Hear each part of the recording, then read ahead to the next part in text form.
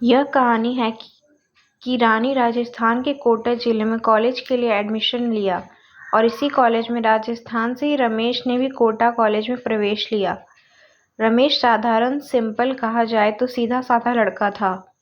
यह अपने काम से काम रखा करता था और लड़का हो या लड़की बहुत ही कम बात करता था और किसी भी प्रकार कोई मतलब नहीं रखता था। रमेश की क्लास में पढ़ने वाली रानी को रमेश की यह बातें और उसकी आदत बहुत ही अच्छी लगती थी। रानी उससे किसी न किसी बहाने बातचीत कर ही लेती थी। रानी दिखने में बहुत ही सुंदर और क्यूट लड़की थी। धीरे धीरे दोनों में दोस्ती हो जाती है। यह दोनों एक साथ बैठते, कोई भी कॉलेज का काम हो तो दोनों मिलकर कर लेते और दिन भर कॉलेज में एक दूसरे से बातें करते रहते थे। अपनी पसंद नापसंद को एक दूसरे के सामने पेश करते थे और कुछ समय बाद दोनों में बहुत ही गहरी दोस्ती हो जाती है। रमेश रानी को पसंद करने लगता है। रमेश की लाइफ में पहली कोई भी लड़की नहीं थी क्योंकि वह किसी से बात करता ही नहीं था और उससे पहले से ही रानी को बहुत दोस्त थे और यही बात रमेश को पसंद नहीं था। रमेश रानी को अपने मन की बात बता देता है और रानी रमेश से कहती है, तुम मुझे 24 घंटे का वक्त दो, तुम्हें जवाब मिल जाएगा। रानी सोचती है कि रमेश का ध्यान पढ़ाई में बहुत था और अच्छी पढ़ाई कर रहा था, पर अब उसका पूरा फोकस मुझ पर ही रहता है।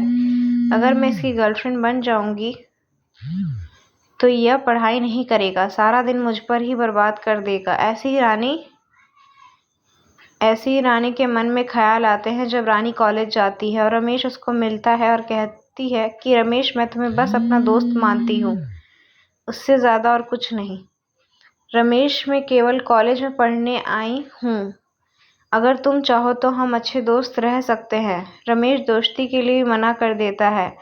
रानी को बार बार समझाता है परंतु रानी रमेश की कुछ नहीं सुनती और यही बात रमेश को बहुत बुरी लग रही थी और रमेश रानी से बात करना व उसे देखना बिल्कुल बंद कर देता है। कुछ दिनों तक कॉलेज में नहीं आता है।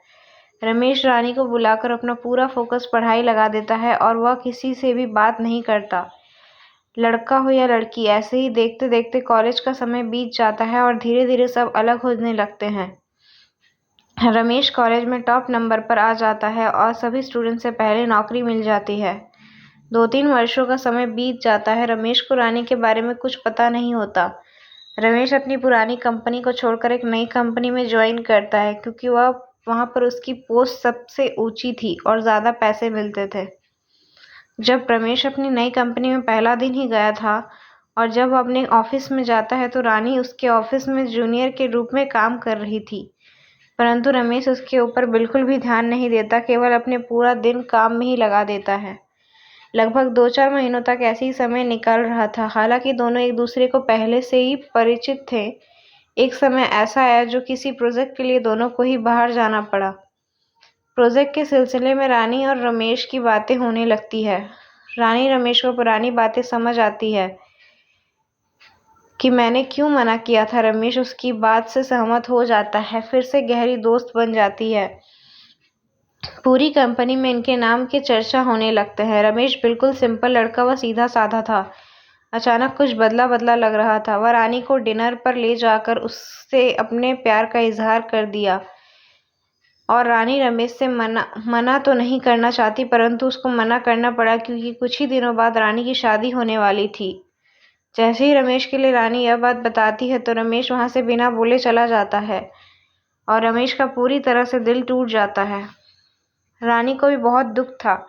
रात में सोते सोते सोच रही थी कि रमेश बहुत ही अच्छा लड़का है, इसके जैसा लड़का मुझे मिल नहीं पाएगा। और सोते सोते उसने फैसला किया कि कल सुबह रमेश हाँ कर दूंगी और अपने माता पिता को रमेश के बारे में बताकर मना लूंगी।